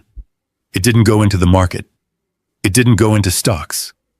It went into a condo in South Beach. It is in her name." Diane stared at the photo. Her eyes traced the lines of Richard's face, the smile she thought was reserved for her. She looked at the young woman. She looked at the date stamp in the corner of the photo. It was taken 3 weeks ago. 3 weeks ago, while Diane was dodging calls from the bank, Richard was drinking mimosas with a girl young enough to be her daughter, spending the last of Diane's equity. The fight went out of her. It drained away like water from a broken glass. She sank back onto the sofa, not sitting, but collapsing. She made a sound, a low, keening wail that was pure heartbreak. It was the sound of a woman realizing she had sold her soul for fool's gold. Brandon lifted his head. He looked at his mother broken on the couch. He looked at the papers scattered on the floor, the evidence of his own stupidity. He looked at the photo of the woman who had replaced his mother. Then he looked at me. His eyes were red, swollen, and terrified. The arrogance was gone.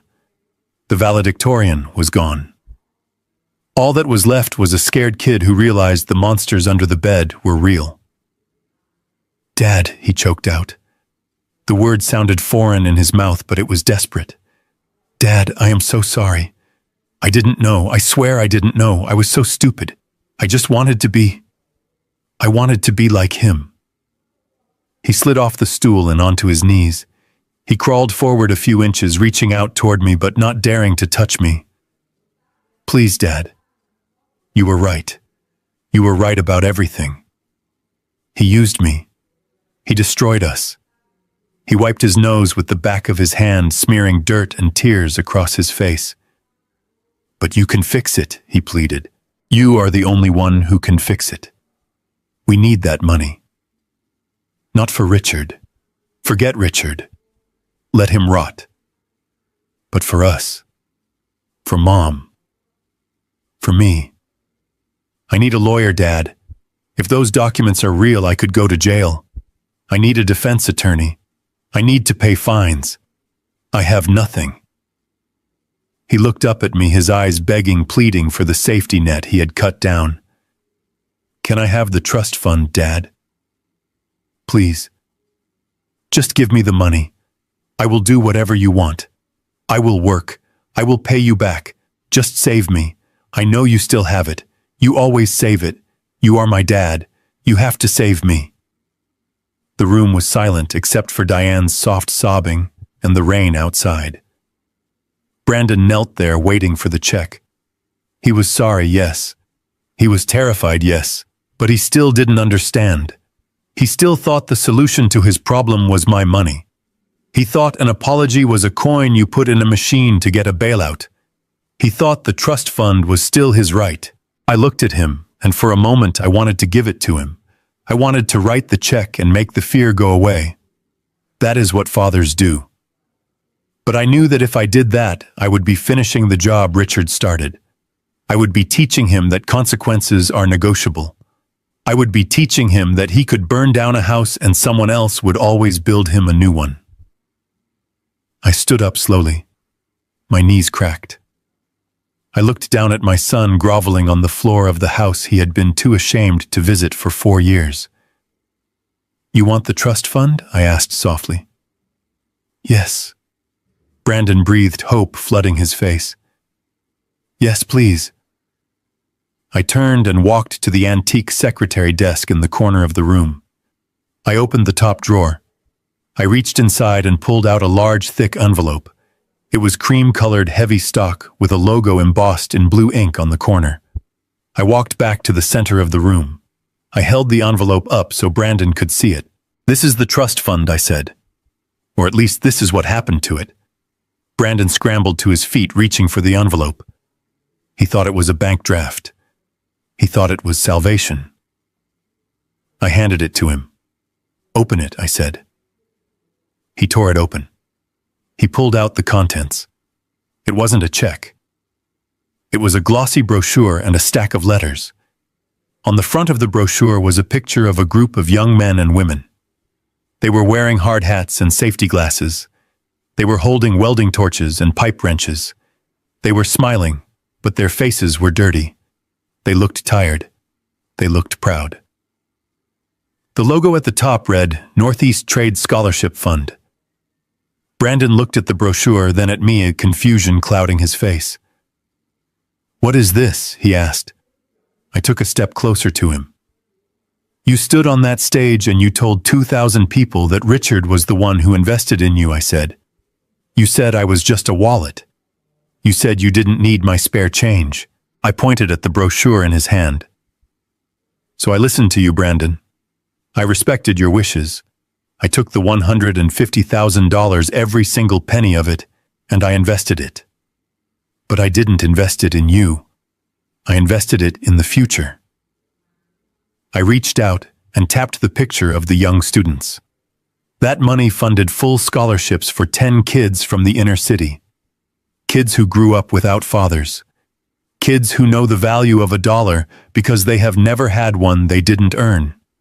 They are studying to be electricians, plumbers, welders, the people you think you are better than. Diane lifted her head, her eyes wide with horror. You gave it away, she whispered. You gave away our son's money to strangers. It wasn't his money, I snapped, my voice finally rising. It was my money. It was my blood. And I gave it to people who will honor it. I gave it to people who will use it to build something real, not to buy fake watches and rent fake lives. Brandon dropped the brochure. It fluttered to the floor, landing on top of the evidence of Richard's crimes. He looked at me with a look of total devastation. The hope was gone. The safety net was gone. He was falling, and there was nothing beneath him but the hard, cold ground. You really did it, he stammered. It is gone. It is all gone. It is not gone, I said. It is just in better hands. I walked to the front door and opened it. The wind howled, blowing rain into the hallway. Now, I said, looking at the two of them. Get out. The brochure lay on the floor between us, a splash of color against the dark wood, but Brandon was staring at it as if it were a warrant for his execution. He picked it up with trembling fingers, his eyes darting across the glossy paper, desperate to find a number, a balance, a bank account, anything that looked like salvation. But there were no routing numbers. There were no maturity dates. There were only faces. Faces of young men and women who looked nothing like the people he partied with in downtown Boston. These were faces smeared with grease, framed by safety helmets, eyes bright with a hunger that Brandon had never known because I had always fed him before he could feel it. I walked over to the desk and picked up the rest of the packet that had been inside the envelope. I held a stack of handwritten letters in my hand. They were written on notebook paper, some in pencil, some in cheap blue ink. They didn't have the letterhead of a law firm or a hedge fund. They smelled of graphite and gratitude. You remember your speech, Brandon? I asked, my voice filling the room, pushing back against the sound of the rain. You remember what you said into that microphone? You said Richard was the one who invested in you. You said he was the one who saw your value. You told the world that my contribution was irrelevant. You made it very clear that you respected capital, not labor. You respected the check writer, not the check earner. I took a step toward him. He flinched, pulling his knees up to his chest on the hard stool. So I did what any good investor does, I continued. I reallocated my assets. I moved my capital to a sector that showed promise. I moved it to people who understand that if you want lights, you have to wire the switch. I held out the first letter. Read this, I commanded. He didn't move. He couldn't. He was paralyzed by the dawning horror that the money wasn't just hidden, it was gone. I will read it for you, I said. It is from a kid named McGill. He is 19 years old. He has been raising his two little sisters because his mother works 3 jobs. He wanted to be a welder, but he couldn't afford the certification classes. He was going to drop out and work at a fast food joint to pay the rent. I looked down at the letter, my voice softening just a fraction, as I read the words that had healed a part of my heart 3 months ago. Dear Mr. Sterling, McGill wrote, I do not know who you are, but you saved my life. Because of this scholarship, I am top of my class. I just got hired as an apprentice at the shipyard. I can buy my sisters new coats for winter. I promise I will work until my hands bleed to make you proud. Thank you for believing in a nobody like me. I dropped the letter onto Brandon's lap. It landed lightly, but it hit him like a brick. $150,000, I said, saying the number slowly so they could feel the weight of it. That money was dispersed 3 months ago. It is gone, Brandon. It is not in a savings account. It is not in a bond. It is in tuition fees for McGill. It is in tools for a girl named Sarah who wants to be an electrician. It is in textbooks for a boy named David who wants to be a plumber. It is spent. Every single dime. Diane let out a sound that was half scream, half sob. She stood up from the sofa, her face twisted into a mask of pure, incredulous fury. The shock had worn off, replaced by the panicked realization that the life raft she thought was waiting for her had been burned to ashes. "You are insane," she shrieked, her voice bouncing off the walls. "You are absolutely out of your mind, Thomas. You gave away our money. You gave away $150,000 to strangers, to random people who mean nothing to us. You threw it in the trash just to spite us." She rushed toward me, grabbing the lapels of my work jacket, shaking me with a strength born of hysteria. That was Brandon's money, she yelled, spit flying from her lips. It was his birthright. It was family money. How could you give it to gutter trash when your own son is in trouble? You chose strangers over your own blood. You are sick. You are a sick, bitter old man. I grabbed her wrists. My grip was firm, forged by 50 years of bending steel conduit. I pulled her hands off my jacket and pushed her back. I didn't push her hard, just enough to create space enough to show her that she couldn't move me. Strangers. I roared, my voice finally breaking the calm facade I had maintained all night. You call them strangers. I snatched the stack of letters from the table and held them up, shaking them in her face. These kids write to me every month. They send me their report cards. They send me pictures of their first welding beads. They tell me about their lives. They ask me for advice on how to handle a difficult foreman. And do you know what they call me? I looked at Brandon, who was staring at the letters with a look of utter defeat. They call me Uncle Tom, I said, my voice trembling with emotion. They treat me with more respect in a 3-paragraph letter than this boy, my own flesh and blood, has treated me in the last 10 years. They don't look at my boots and see dirt. They look at my boots and see the path to a future. They honor the work. They honor the man. I turned back to Diane, who was panting, her chest heaving. You want to talk about family? I asked. Family isn't just DNA, Diane.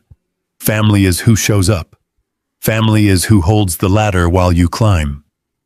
You and Brandon decided you were too good for this family. You decided you belonged to the family of Richard. Well, Richard is a thief, and now you are surprised that there is no honor among thieves. I looked down at Brandon. He had picked up Miguel's letter.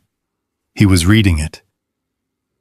I saw a tear drop onto the cheap notebook paper, blurring the ink. He wasn't crying for Miguel. He wasn't crying for the beauty of charity. He was crying because he finally understood the math. The money is really gone, isn't it? He whispered, his voice sounding hollowed out. It is invested, I corrected him. It is generating returns. Just not for you. He crumpled the letter in his fist, then smoothed it out again, as if he didn't know what to do with his hands. The realization was washing over him in waves. There was no lawyer. There was no bail. There was no restart button. The safety net he had spent his entire life ignoring, the one he assumed would always be there to catch him, had been moved. He was in freefall. But Dad, he whimpered, looking up at me with the eyes of a terrified child. What am I going to do? I have debt. I have the feds asking questions.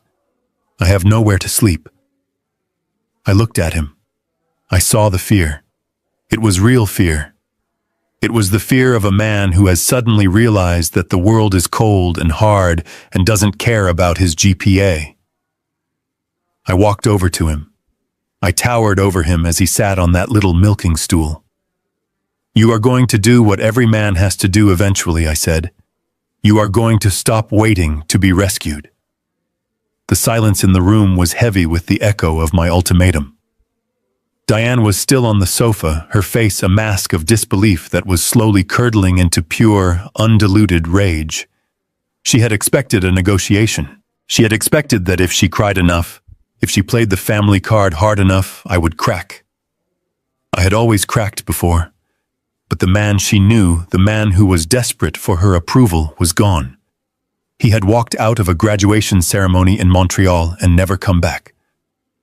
"Thomas," she hissed, standing up. Her voice was trembling, but this time not from cold. "You are serious. You are actually going to kick me out. After everything. We were married for 20 years. We have a son, and you are going to let me walk out into a storm with nothing." I walked to the front door and held it open. The wind was still howling, stripping the last dead leaves from the oak trees in the yard. The rain came down in sheets illuminated by the porch light. "We were married, Diane," I said, my voice devoid of emotion. Past tense. "And then you left. You told me I wasn't enough. You told me you wanted a life of luxury. Well, you got it. You got the big house, you got the fancy husband, and now you have the consequences." I pointed into the darkness. "This house is not a shelter for people who hate me. It is not a hotel for people who only visit when they are broke. It is my home. And you are not welcome here.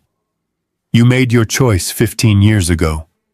Tonight, you are just living with it." She stared at me, her mouth working, as if she wanted to spit poison, but she had nothing left. She looked at Brandon, who was still sitting on the milking stool, staring at the floor, the steel-toe boots resting heavy on his lap. "Brandon, are you coming?" she demanded. "We are leaving. We will find a hotel.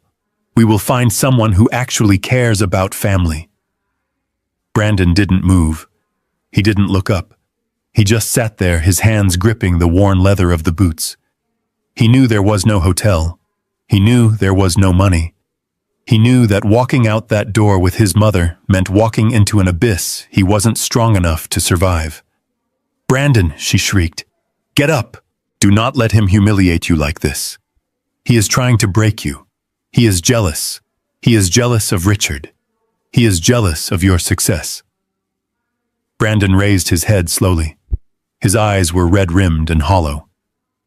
"What success, Mom?" he whispered. "The success that got me evicted. The success that has the FBI looking for me. There is no success. There is just this." He looked down at the boots again. Diane made a sound of disgust. She pulled her wet trench coat tighter around herself. "Fine," she spat. "Stay here. Let him turn you into a laborer. Let him drag you down to his level. But don't come crying to me when you realize you threw away your potential." She marched past me, her heels clicking angrily on the hardwood. She stopped at the threshold and looked back at me one last time. Her eyes were full of hate, but beneath it I saw the terror. She was 50 years old, broke, homeless, and alone. "I hope you rot, Thomas," she said. "I hope you die alone in this sad little house with your money and your self-righteousness." I watched her walk down the steps and into the rain. She stumbled once, nearly falling in the mud, but she caught herself and kept going, disappearing into the dark toward her car that probably wouldn't start or was about to be repossessed. I didn't feel triumph. I didn't feel pity. I just felt clean. I closed the door. The sound of the latch clicking shut was the most final sound in the world. I locked the deadbolt. I turned back to the room. It was just me and Brandon now. The air was quieter but heavier. He was still sitting on the stool, hunched over the boots, as if they were an anchor holding him to the floor. I walked past him to the hall closet again. I rummaged around in the back and pulled out a bundle of clothes. It was a pair of Carhartt work pants, double-kneed, stained with grease and paint, and a high-visibility orange hoodie that smelled of sawdust. They were my old spares, but they would fit him. We were the same build even if he had never used his muscles for anything heavier than lifting a latte. I walked back and dropped the clothes onto the coffee table. "Put these on," I said. "Your suit is ruined, and you can't work in silk." Brandon looked at the orange fabric. It was bright garish, the uniform of the invisible men who fix the roads and build the bridges. He looked at it with a mixture of horror and resignation. "Dad," he said, his voice trembling, "I can't do this. I really can't. I am a valedictorian. I graduated summa cum laude from McGill. I wrote my thesis on macroeconomic trends in developing nations. I am not a digger." I sat down in my armchair, leaning forward, resting my elbows on my knees. I looked him dead in the eye. "Let me tell you about economics, Brandon," I said. "The real kind. Not the kind in textbooks. In the real world, your value is determined by what you can produce. Right now, your macroeconomic thesis is worth 0. Your degree is worth 0. Your resume is radioactive. You have no assets. You have massive liabilities. You are insolvent." I pointed at the boots in his lap. "But those boots," I said, "those boots have value. If you put them on, you become labor. You become a resource. Mike needs labor. He needs someone to move dirt from point A to point B. He doesn't care about your GPA. He doesn't care about your thesis. He cares if the trench gets dug before the inspector arrives." Brandon wiped a tear from his cheek, leaving a smudge of dirt. $18 an hour, he whispered.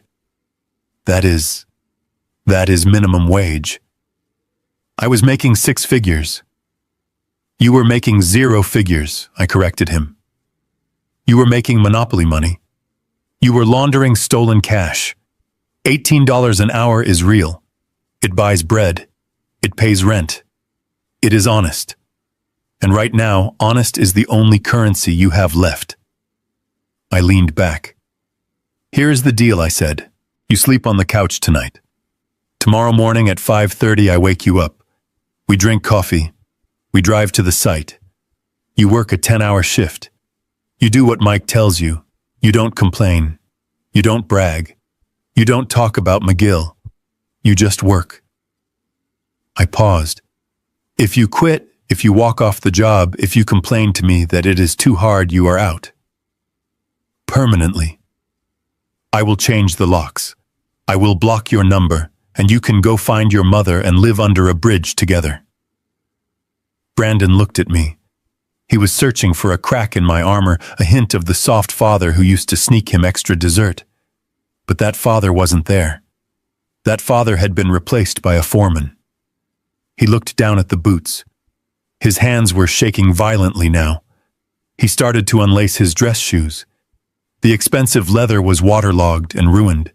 He pulled them off and set them aside. They looked like artifacts from a lost civilization. He picked up the left work boot. He slid his foot inside. It was stiff cold and heavy. He laced it up his fingers, fumbling with the thick laces. He tied it tight. Then he did the right one. He stood up. He clomped on the hardwood floor, the heavy rubber soles making a dull, authoritative sound. He picked up the orange hoodie and pulled it over his head. It swallowed him. He looked ridiculous. He looked like a child playing dress-up in a giant's clothes. But he was standing. He looked at me, his eyes wet, his chin trembling. I will try, Dad, he choked out. You won't try, I said, standing up to meet his gaze. You will do. Trying is for people who have options. You don't have options. You have a shovel. I walked to the kitchen and turned off the light. Get some sleep, I said over my shoulder. The alarm goes off at 5:30. And Brandon. He looked up, a bright orange figure in the shadows. Yeah, don't be late for breakfast. Mike hates people who are late. I walked to my bedroom and closed the door. I didn't lock it. I didn't need to. He wasn't going anywhere. He had just put on the chains of his salvation. The gravel crunching under the tires of my Ford F-150 was a familiar sound, the music of my entire adult life. It was a year later, almost to the day, since I had dropped a pair of steel-toe boots on my living room floor and told my son to choose between them and the street. I pulled the truck onto the shoulder of a massive construction site in Quincy, just south of Boston. They were building a new distribution center, a sprawling skeleton of steel beams and concrete that rose out of the mud like a modern cathedral. It was noon. The whistles had blown. The roar of the excavators and the jackhammers had died down to a low idle. It was lunchtime. I rolled down the window. The air smelled of diesel fumes, wet concrete, and sawdust. To me, it smelled like money. Honest money. I scanned the site, looking past the heavy machinery and the stacks of rebar. I wasn't looking for the foreman. I wasn't looking for the architects with their clean white hard hats and rolled-up blueprints. I was looking for the grunts. The guys in the trenches. The guys who go home with dirt under their fingernails that no amount of scrubbing can ever fully remove. I saw a group of them sitting on a stack of cinder blocks near the perimeter fence. They were laughing, passing around a thermos of coffee, eating out of battered metal lunchboxes. And there, sitting a little apart from the rest, was a young man. I put the truck in park and killed the engine, but I didn't get out. I just watched. He was wearing the orange hoodie I had given him, though now it was faded by the sun and stained dark with grease and sweat. The Carhartt pants were frayed at the hems. He had filled out. The suit jacket that had hung off him like a shroud a year ago wouldn't fit him now. His shoulders were broader, the muscles in his forearms cording as he unwrapped a sandwich wrapped in wax paper. It wasn't a $300 tasting menu. It looked like bologna on white bread. He took a bite, chewing slowly, staring out at the steel structure he was helping to build. His face was tanned darker than I had ever seen it, and there was a smudge of black grease across his cheekbone. He didn't look like a valedictorian. He didn't look like an investment banker. He looked like a man. A heavy hand slapped the doorframe of my truck. I looked up to see Mike, the site foreman, grinning at me through the open window. Mike was a bear of a man, 60 years old, with a face that looked like it had been carved out of granite. I had taught him how to bend conduit back in '85. "Tom," he rumbled, his voice gravelly. "I thought I recognized this rust bucket. Checking up on your investment." I nodded toward the kid on the cinder blocks. "How is he doing, Mike?" "Give it to me straight. Did he break?" Mike laughed, a short, sharp bark. "He almost did," Mike admitted, leaning his elbows on the windowsill. "The first month was hell, Tom. I am not going to lie to you. He threw up twice the first week from the heat. He blistered his hands so bad he had to tape them up just to hold a shovel. He cried in the port a potty. I heard him. He called me every name in the book under his breath. I gripped the steering wheel. It was hard to hear, but I needed to hear it. And then I asked.